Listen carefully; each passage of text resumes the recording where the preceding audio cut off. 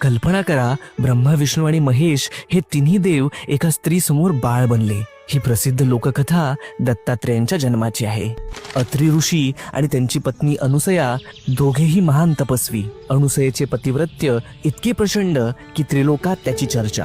एकदा नारद मुनींनी त्रिलोकी फिरत असताना देवलोकांमध्ये अनुसयेच्या पतिव्रत्याची खूप स्तुती केली. ती स्तुती ऐकून देवी सरस्वती, लक्ष्मी आणि पार्वती यांना मत्सर वाटू लागला. आमच्यापेक्षा कोणी श्रेष्ठ? त्यांनी आपल्या पतींना भाग पाडलं की जाऊन अनुसयेची परीक्षा घ्या.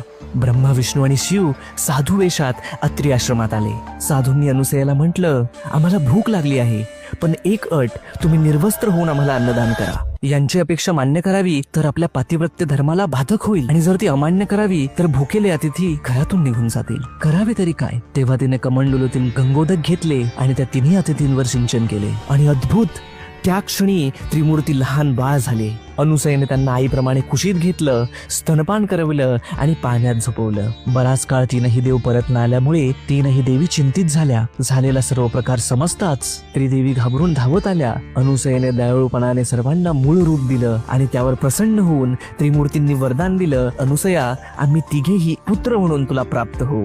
आणि अशा प्रकारे जन्म झाला त्रिगुणात्मक त्रयमूर्ती दत्त भगवान यांचा. श्री गुरुदेव दत्त.